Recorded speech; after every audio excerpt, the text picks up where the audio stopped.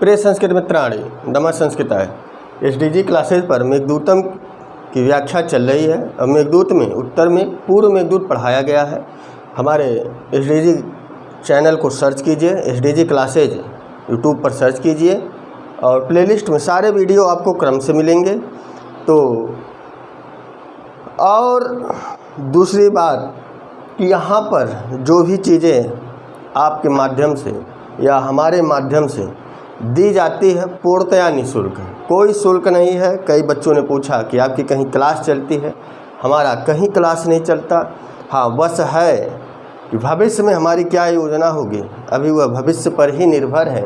लेकिन फ़िलहाल अभी आपकी निःशुल्क सेवा चल रही है, तो सेवा का आनंद उठाएं और वीडियो अच्छा लगे तो लाइक और शेयर अवश्य करें। बोलिए हमारे साथ, मंदाक्रांता छंद दिया गया है कि शासन्यस्ता भरणमबला पेशलं धारयन्ति संयोत्संगे निहितमसकृत दुःख दुःखेन गात्रम् त्वामाप्यश्रं नवजलमयं मोचयिष्यत्यवश्यं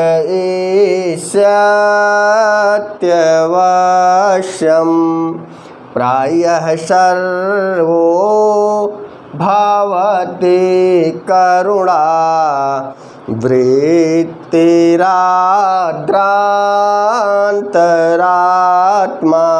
तो अर्थात ये जो चौथी लाइन है ये एक सूक्ति है और ऐसी ही सूक्ति आपको पूर्व मेघ में मिला था। वहाँ रिक्तः था, रिक्तः सर्वो, और यहाँ पर करुणा वृत्ति आद्रात्मा। तो इसी प्रकार से सूक्ति दे देगा, पूछ देगा कि किस है, कि उत्तर मेघ का है कि पूर्व मेघ का है। तो आपको यहाँ पर तब दुविधा की स्थिति हो जाएगी, क्योंकि पूर्व मेघ में भी पढ़े हो प्रायः सर्वो और यहाँ पर भी वही शब्द उससे संबंधित दो चार मिल गए। तो इस प्रकार से प्रश्न पूछे जाते हैं और यह सब प्रश्न अंडरस्टैंडिंग होते हैं कि जो बहुत गहन अध्ययन श्लोकों का किया होगा, एक एक अक्षर श्लोकों की व्याख्या जानी होगी, वही यह विभेद कर पाता है।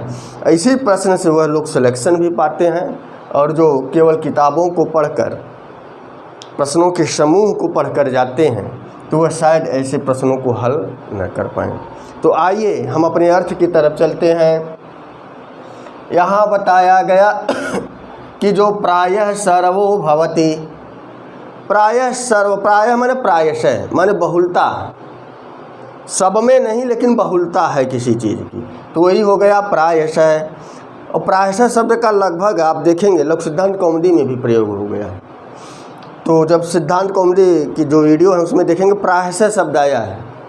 सब जगह यह नियम लागू नहीं होंगे, लेकिन प्रायशः बहुलता है इसकी। तो प्रायः सर्वो भवति करुणा, यहाँ बताया गया कि भवति माने होता है, सर्व माने सभी।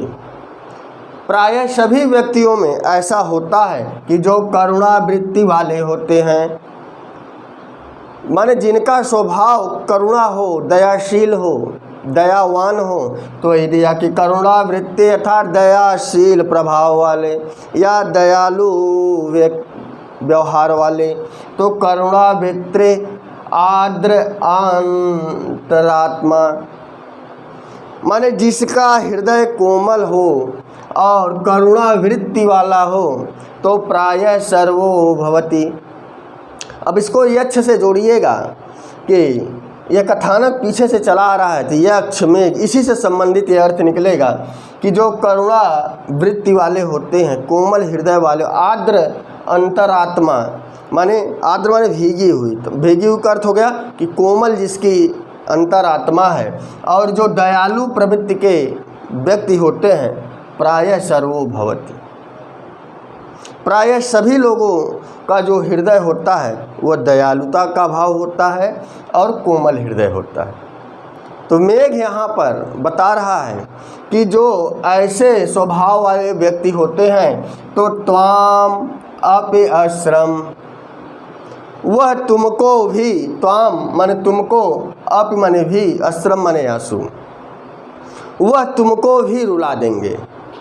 कथानक पकड़े रहिएगा। यहाँ यक्ष मेघ से कह रहा है कि हे मेघ, तुम भी आर्द्र हृदय वाले हो, तुम आर्द्र अंतरात्मा हो और तुम करुणावृत्ति भी हो, अर्थात तुम्हारे अंदर दयालुता भी है और तुम कोमल हृदय वाले भी हो।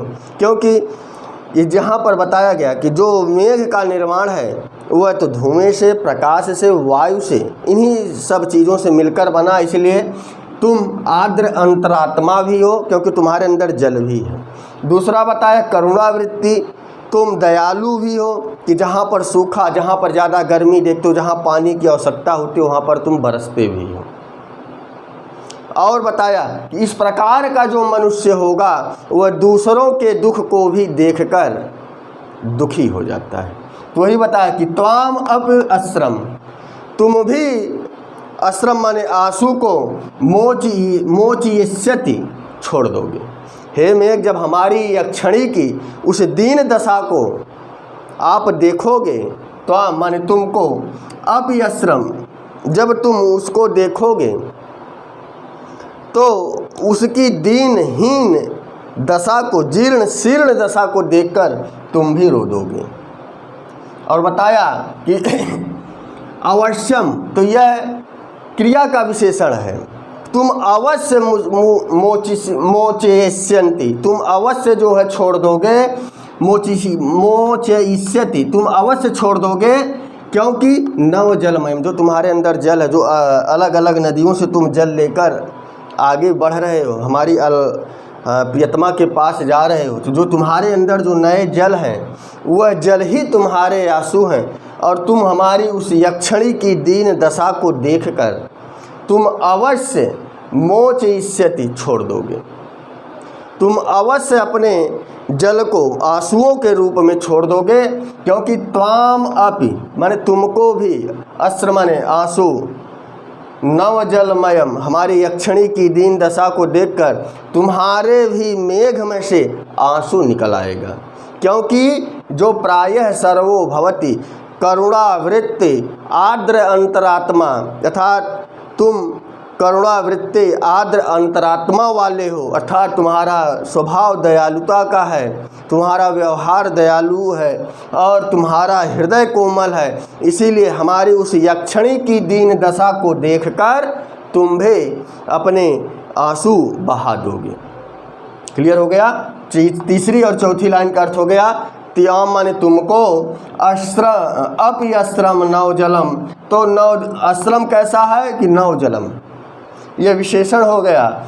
और यह क्रिया का विशेषण हो गया कि मोचयिष्यति, कि तुम छोड़ोगे कैसा, अवश्यम मोचयिष्यति, तुम अवश्य ही आंसू बहा दोगे उस हमारी यक्षणी को, उस प्रियतमा की जीर्ण शीर्ण दीन दशा को देखकर। अब कैसी वह यक्षणी है, ऊपर आ जाओ कि सासन्यस्ता भरणम बला, सा अर्थात वह यक्षणी, सा माने वह कौन, माने वह यक्षणी, संन्यस्ता भरणा, संन्यस्त माने छोड़ दी है, आवरण माने आभूषण, वह यक्षणी आभूषणों को त्याग दी है। तो सोचिए वियोग कितना होगा। जो स्त्री अपने विरह में, अपने पति के वियोग में आभूषण को भी त्याग दे, तो समझना वह सच्चा प्रेम करता होगा या वह सच्चा प्रेम करती होगी। तो संन्यस्ता भरणम, तो यहाँ जो संन्यस्ता भरणम दिया है यह गात्रम का विशेषण है। और एक गात्रम का विशेषण मिलेगा पेशलम गात्रम। अब देख लीजिए कि सा संन्यस्ता भरणम माने वह कौन, कि वह यक्षणी जो अबला है, अर्थात हमारे जाने से जिसका बल कम हो गया है, वह यक्षणी संन्यस्ता भरणम अर्थात सारे आभूषण को त्याग कर, गात्रम माने ऐसे शरीर को, और पेशलम गात्रम माने कोमल शरीर को, धारयंती माने ढोती हुई। धोती हुई शब्द दिया है, कोई अपने खाली शरीर को धोता नहीं। बताया कि ऐसा शरीर कैसा गात्रम, तो बोला संन्यस्ता भरणम गात्रम और पेशलम गात्रम, अर्थात ऐसी शरीर जिन्होंने आभूषण को छोड़ दिए, ऐसे शरीर को और कोमल शरीर को धारयंती धोती हुई क्या हो रहा है, तो सईयो संगे निहितमसकृत दुख दुखेन गात्रम, अर्थात असकृत माने बार बार दुखेन, दुख बढ़ जाने के कारण, एक बार दुख नहीं है, बार बार वह दुख बढ़ रहा है, प्रतिदिन वह दुख बढ़ रहा है, इसीलिए असकृत शब्द का प्रयोग कर दिया कि बार बार दुख के बढ़ जाने, इसलिए 2 बार दुख लिख दिया, अर्थात दुख बहुत ज़्यादा है। द्वित्व इसलिए हो गया कि यहाँ दुख का भी उच्च स्तर, क्या दुख का भी जो है उच्चतम स्तर दिखाया गया कि बार बार दुख के कारण दुख बढ़ जा रहा है। एक तो दुख था विरह का, दूसरा दुख था उस विरह के कारण शरीर भी जो है अब साथ नहीं दे रही है, इसीलिए कहा कि बार बार दुख के कारण जो दुख बढ़ गया, तो असकृत दुख दुखीन सा, जो बार बार दुख बढ़ जा रही वह अब सा माने वह यक्षणी, जो अबला हमारे जाने से कम बल वाली हो गई, तो अबला से भी उस स्त्री का बोध हो, यक्षणी का बोध हो रहा है। तो असकृत दुख दुखीन सा अबला संन्यस्ता भरणम पेशलम गात्रम धारयन्ति, अर्थ बना लो कि बार बार दुख के बढ़ जाने के द्वारा, बार बार उस यक्षणी का दुख बढ़ जा रहा है, तो बार बार दुख बढ़ने के कारण सा अबला वह हमारे यक्षणे संन्यस्ता भरणम, गहनों को, आभरण को, आभूषण को त्याग कर, और पेशलम माने कोमल, गात्र माने शरीर को, धारयन्ति धो रही है। तो यहाँ धोने का अर्थ हो गया कि शरीर में केवल प्राण ही शेष बचे हैं। शरीर धोने का अर्थ क्या हुआ कि शरीर में अब हलचल बहुत कम हो चुकी है, इसीलिए कहा धारयन्ति। और है कहाँ वह, शय्यो संगे, अर्थात सैया की गोद में है, अर्थात वह सेज पर पड़ी है, अपने बिस्तर पर निहितम माने पड़ी हुई है, स्थापित, निहितम माने स्थापित है, कहाँ पर, अपने बिस्तर पर स्थापित है, और बार बार दुख बढ़ जाने के कारण वह अबला, वह यक्षणी संन्यस्ताभरणम, आभूषण को भी त्याग दी है। आभूषण इसलिए त्याग दी क्योंकि शरीर ही उसके लिए भारी है, तो आभूषण का कैसे वह भार सहन करेगी, इसलिए वह आभूषण को त्याग दी, और वह पेशलम, उसकी कोमल शरीर को वह किसी तरह धारयन्ति धो रही है, किसी तरह वह अपने शरीर में जीवन, अर्थात जीवन की आशा जगाई हुई है कि साल बीतेगा हमारे प्रियतम आएंगे। इस तरह से वह उस जो है अपने सेज पर, अपने बिस्तर पर वह पड़ी हुई दिखाई पड़ेगी। जब तुम इस दीनहीन दशा को मेघ देखोगे तो त्वाम अपि अस्रम, तुमको भी आंसू, नव जलमयम अर्थात नए जल रूपी बूंदों वाली आंसू, मोचिष्यति अश्वम, तुम अवश्य छोड़ दोगे। जब हमारी उस प्रियतमा की, हमारी यक्षिणी की दीन दशा तुम देखोगे, तुम नव जलमयम अर्थात नए जल रूपी अश्रु माने आंसू को अवश्यम मोचिष्यति, तुम अवश्य छोड़ दोगे।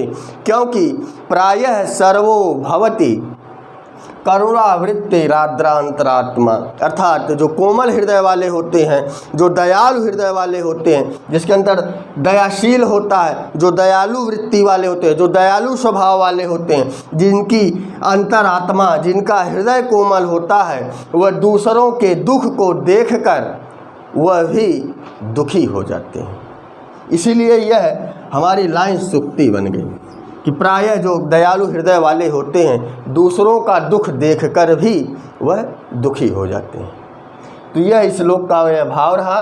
कुछ यहाँ पर देखा जाए, त्वाम से जो है मेघ का बोध हो रहा है।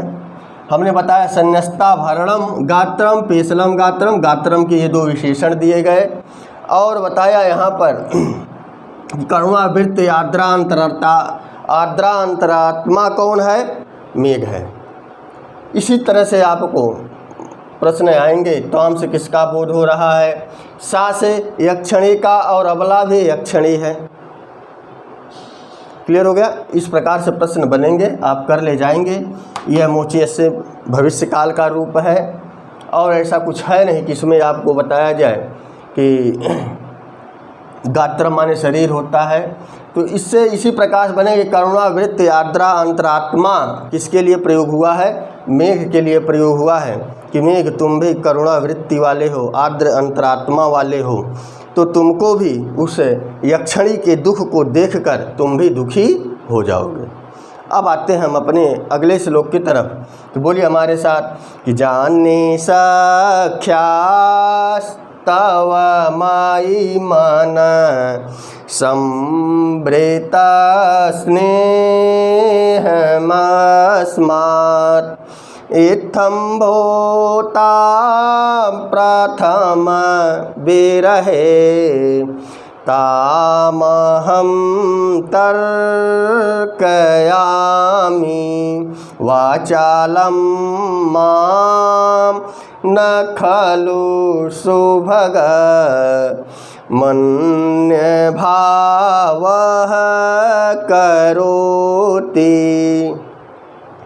प्रत्यक्षं ते निखिलमचिरात् भ्रातृरोक्तं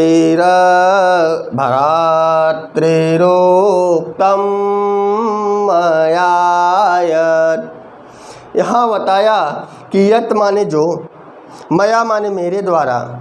तो मया से किसका बोध हो जा रहा है? यहाँ पर यक्ष का बोध हो रहा है। मया से किसका बोध हो रहा है? यक्ष का। कि यत मया उक्तम, जो मेरे द्वारा कहा गया, जो मेरे द्वारा कहा गया। तो क्या कहा गया? पीछे जो हम 7-8 श्लोकों से कहते हुए आ रहे हैं, यह यक्ष मेघ को बता रहा है कि जो मेरे द्वारा कहा गया, माने पिछले जो 8-9 श्लोकों से मैं अपनी यक्षिणी की दीन दशा, हीन दशा, कि वह दहेली पर फूल रख रही होगी, हमारे लिए पूजा कर रही होगी, वीणा बजा रही होगी, हमारे नाम का गीत गा रही होगी। और अभी पिछले श्लोकों में पढ़ा कि वह मरण की शैया पर पड़ी होगी, अर्थात हमारे बिस्तर पर वह इस तरह से पड़ी है। तो वही सारी व्यवस्था हुआ कि आभूषण को त्याग दिया, अर्थात वह अब मरण अवस्था में है, लेकिन अभी उसके अंदर प्राण हैं, इस अवस्था में पड़ी होगी। तो यत मया माने जो, मया माने मेरे द्वारा, उक्तम माने कहा गया, जो मेरे द्वारा पूर्व में सारी बातें कही गई। और भातृ शब्द आया है संबोधन के लिए, हे भातृ। तो यहाँ भातृ से जो है मेघ का बोध हो रहा है। किसका हो रहा है? मेघ का। हे भाई, यत मया उक्तम, जो मेरे द्वारा कहा गया, जो मैंने अभी पिछले 7-8 श्लोकों में अपनी यक्षिणी की चर्चा की, वह प्रत्यक्षम ते निखिलम अचिरात। अचिरात माने शीघ्र ही, ते माने तो माने तुम्हारे, प्रत्यक्षम निखिलम, निखिलम माने होता है संपूर्ण। तो अचिरात शीघ्र ही, संपूर्ण, तो माने तुम्हारे, प्रत्यक्षम माने सामने आ जाएगा। मैं ऐसा नहीं कह रहा हूँ कि हमारी यक्षिणी ऐसी नहीं होगी। मैं जितना बता रहा हूँ ना, वह तुरंत ही, माने जल्द ही वह आपके सामने आ जाएगा। संपूर्ण घटनाएं आपके सामने आ जाएंगी। यह दिया ना, यत मया उक्तम, जो मेरे द्वारा कहा गया पिछले 6-7-8 श्लोकों में, वह अतिचिरात, वह जल्द ही संपूर्ण प्रत्यक्षम, संपूर्ण घटनाएं, संपूर्ण अवस्था आप अभी जल्द ही देख लोगे जब तुम हमारी यक्षिणी से मुलाकात करोगे।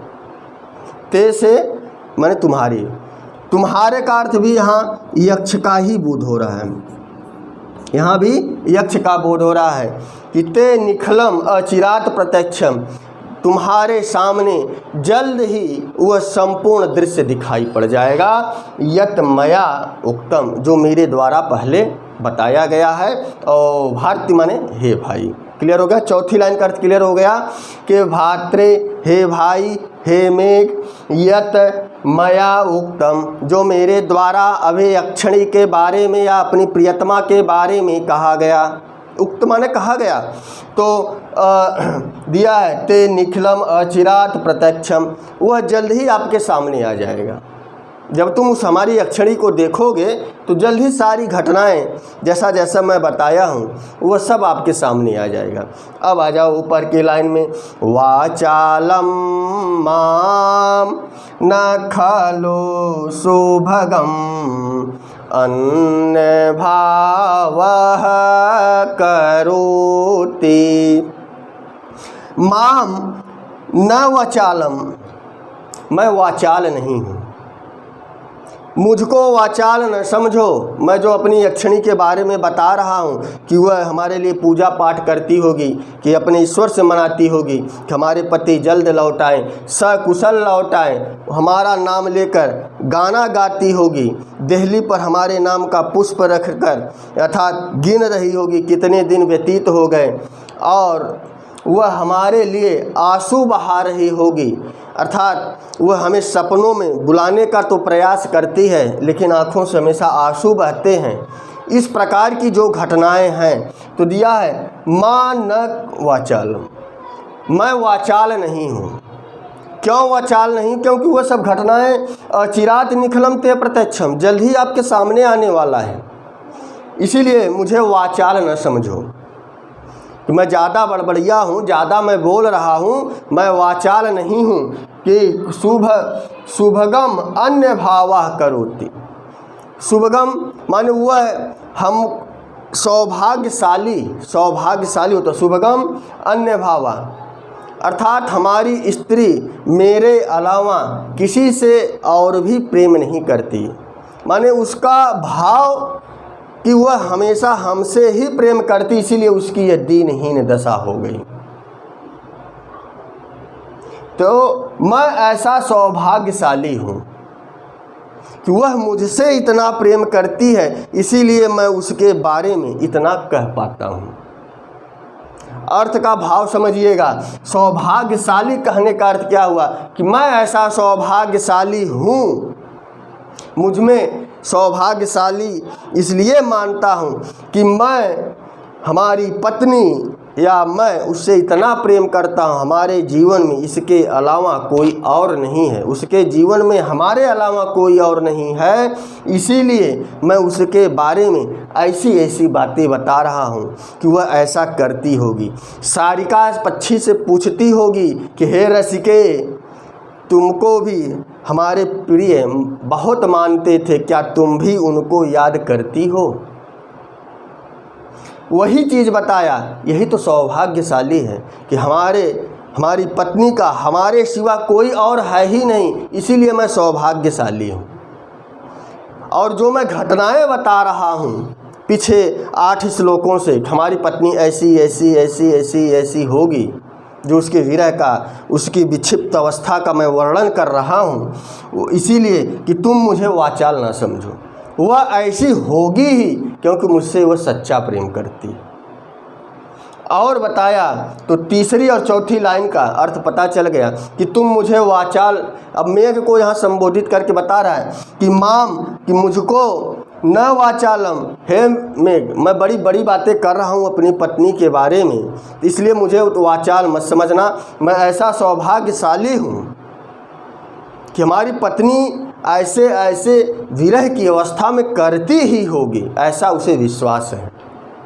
इसीलिए यत मया उक्तम, जो मेरे द्वारा पहले की बातें बताई जा चुकी हैं, जो बातें मैं आपको बता चुका हूँ, अचिरात शीघ्र ही जो है, निखिलम माने संपूर्ण, ते माने तुम्हारे, प्रत्यक्षम माने सामने आ जाएगा।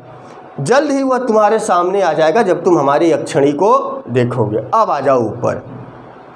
तो तीसरी चौथी लाइन का अर्थ आप तक पहुंच गया। अब आ जाओ कि जाने सख्या, जाने माने जानता हूँ, मैं जानता हूँ, तव सख्या माने तुम्हारी सखी। तव से किसका बोध हुआ? मेघ का। तुम्हारी सख्या माने सखी, तो तव से मेघ का हुआ, सख्या माने सखी, जो तुम्हारी वो सखी है माने यक्षिणी है। मई माने मुझसे, मई मुझसे, मन माने मन को, संभृत स्नेहम, बहुत ज़्यादा प्रेम करती है। अर्थात समृद्ध से हम मुझसे वह बहुत प्रेम करती है, माने मन को। मेरे मन में ऐसा विश्वास है कि वह हमारी प्रियतमा, वह हमारी यक्षणी या तुम्हारी सखी, मैं माने मुझसे माने मेरे मन में ऐसा विश्वास है कि वह मुझको बहुत चाहती है। अगर नहीं चाहती तो ऐसी अवस्था नहीं होती कि वह सेज पर पड़ी हुई है और केवल शरीर को ढो रही है। अर्थात प्राण कब निकल जाए इसकी कोई गारंटी नहीं। इसीलिए बताया कि मई मनः समृद्ध स्नेहम, अस्मात् माने इसलिए, अस्मात् माने इसलिए, इत्थम भूता, जो पीछे सारी बातें बताई गई हैं वह प्रथम विरह है। यह प्रथम विरह का असर है। पहली बार हम उससे बिछड़े हैं, पहली बार वह हमसे बिछड़ी है। इसीलिए ये जो सारी घटनाएं हो गई हैं, जो यह सारी दीन दशा हो गई है, वो प्रथम विरह के कारण है। इत्थम भूता, जो पिछले हमने 7-8 श्लोकों से अपनी प्रियतमा की दुर्दशा का वर्णन किया कि ऐसी ऐसी वह करती होगी, इस विपन्ना अवस्था में वह रहती होगी। अर्थात वह साज श्रृंगार, स्नान आदि में तेल उबटन आदि का इस्तेमाल नहीं करती होगी, सौंदर्य प्रसाधनों का इस्तेमाल नहीं करती होगी। तो वह इत्थम भूताम है कि पिछले 8-7 श्लोकों से जो मैं अपनी पत्नी के बारे में, अपनी यक्षिणी के बारे में बता रहा हूँ। क्यों बता रहा हूँ? क्योंकि प्रथम विरह हमारा और उसका पहला विरह है। यदि आप पति वाले हों या पत्नी वाले हों, तो आपके साथ भी जब प्रथम विरह हुआ होगा, भले सामने ना रोई हो, लेकिन दरवाजे की ओट में, दरवाजे की आड़ में वह अवश्य रोई होगी। जब आना जाना 2-4 बार का हो जाता है, शायद तब आंसू ना आए, लेकिन प्रथम विक्षोभ होता है, प्रथम वियोग जब होता है, दुख दोनों तरफ होता है। आवाज़ दोनों की रूधती है, रूधती माने गला भर आता है। चाहे वह पति हो, चाहे पत्नी हो, चाहे माँ हो, चाहे बाप हो, चाहे पुत्र हो, चाहे बाप हो, सबका प्रथम यदि विक्षोभ होगा किसी से भी, उसकी आवाज़ रूध ही जाती है, हृदय में कष्ट होता ही है, आंखें डबडबा जाती ही हैं। इसीलिए वह यक्ष कह रहा है कि पिछला मैंने जो 7-8 प्रकार से अपनी प्रिया का वर्णन किया वह प्रथम विरह था, नहीं तो मैं भी इतना व्यथित नहीं होता। पहला वियोग था, समझ में ही नहीं आया कि क्या करूं क्या ना करूं। वही बताया कि इत्थम भूता प्रथम विरहे तामहं तर्कयामि। ताम अहम माने मैं, तर्कयामि माने सोचता हूँ, मैं ऐसा सोचता हूँ, मैं ऐसा समझता हूँ कि जो पूर्व में सारी बातें बताई हैं वह प्रथम विरह के कारण ही हुई होंगी। अर्थात हमारा पहला वियोग था। ताम माने उसको, तो ताम प्रथम विरह, ताम माने उससे हमारा, उससे किससे? यक्षिणी से। तो ताम से यक्षिणी का बोध हो रहा है कि ताम प्रथम विरह, कि उससे हमारा पहला वियोग था, इसीलिए वह हमारी वियोग के कारण ऐसी दीनहीन अवस्था में पहुंच गई। ऐसा अहम माने मैं, तर्कयामि चिंतन करता हूँ, सोचता हूँ, समझता हूँ, ऐसा मैं सोच रहा हूँ, ऐसा मैं समझ रहा हूँ। क्लियर हो गया कि तुम्हारी सखी हमसे बहुत ही समृद्ध स्नेहम, कि मैं ही उसका सब कुछ हूँ, इस प्रकार से वह हमसे प्रेम करती है। मैं माने मुझसे, मन माने मेरे मन को, समृद्ध स्नेहम हमसे प्रेम करती है। इसीलिए इत्थम भूता, कि जो पीछे 7-8 श्लोकों से मैं बताते हुए चला आ रहा हूँ, अहम तर्कयामि, ऐसा मैं सोचता हूँ कि ताम प्रथम विरह, कि वह हमारा पहला प्रेम था, पहला प्यार था, पहली मुलाकात थी, और उसमें जब वियोग हो गया तो क्या करना है, क्या नहीं करना चाहिए, कैसे रहना चाहिए, मन को कैसे समझाना चाहिए, यह सब अभी हमने सीखा ही नहीं था। इसीलिए हमारी अबला का, हमारी प्रियतमा का ऐसी दीनहीन अवस्था हो गई। और बताया कि वाचालम मा न खलु, तुम मुझे वाचाल न समझना, ये प्रथम वियोग ही है कि मुझे ज़्यादा बोलने का, मुझे ज़्यादा जो है उस प्रियतमा की कल्पना करा रहा है कि हमारी प्रियतमा ऐसे ऐसे करती होगी। और बताया कि मैं ऐसा सौभाग्यशाली हूँ कि शुभगम अन्य भावा करो, मैं अपने को सौभाग्यशाली मानता हूँ कि जो हमारे प्रेम में सूख रही है, अर्थात अन्यथा किसी से वह प्रेम नहीं करती। और बताया प्रत्यक्षम ते निखिलम अचिरात, जो हमने सारी दीनहीन दशा बताई वह जल्द ही आपके सामने आने वाला है, तुम्हारे ते मन तुम्हारे सामने आने वाला है। इसलिए हे भाई यत मया उक्तम, जो मेरे द्वारा कहा गया है तो वह बातें जल्द ही आपके सामने आएंगी। इसलिए मुझे माम न वाचालम, मुझे वाचाल न समझो, मुझे ज़्यादा बोलने वाला न समझो कि मैं अपनी पत्नी के बारे में ऐसा ऐसा चीज़ बता रहा हूँ। क्लियर हो गया? यह श्लोक का भाव रहा। हाँ, देख लेते हैं किससे क्या बोधित हो रहा है। मया से यक्ष का भातृ शब्द जो है संबोधन है वह मेघ के लिए आया है। ते से यक्ष का बोध हो रहा है। माम से माने मुझको अर्थात मेघ क्षमता यक्ष का बोध हो रहा है। और आया तव से क्या हो जा रहा है? मेघ का बोध हो रहा है। तव से मेघ का बोध हो रहा है। और यहाँ पर जो अहम शब्द है वह यक्ष के लिए आया है और ताम शब्द यक्षिणी के लिए आया। तामहम में अहम शब्द से यक्ष का और ताम शब्द से यक्षिणी का बोध हो रहा है। मई से जो है यहाँ पर यक्ष का बोध हो रहा है, मई से यक्ष का बोध हो रहा है कि मुझको माने मेरे मन में। इस प्रकार से आप इससे बनने वाले प्रश्न कर सकते हैं। तव सख्याम, तुम्हारी सखी, तो तुम्हारी सखी कौन है? यक्षिणी है। तो सख्यास्तव, तव सख्या तुम्हारी सखी अर्थात यक्षिणी का बोध हो रहा है। तो और केवल तव से जो है मेघ का बोध हो रहा है। तो इस प्रकार से आप जो है जाने, ज्ञा धातु है, जाने में ज्ञा धातु है, उत्तम पुरुष है कि मैं ऐसा जानता हूँ, मैं जानता हूँ कि जो तुम्हारी सखी है, मैं माने मुझको, मेरे मन को समृद्ध सेनम बहुत चाहती है, मेरे मन को बहुत चाहती है। इत्थम भूता, इसी प्रकार से आप इससे अर्थ बना सकते हैं। अहम तर्कयामि, ऐसा मैं चिंतन करता हूँ। तो यह श्लोक की व्याख्या रही। कैसा लगा कमेंट में लिखिएगा।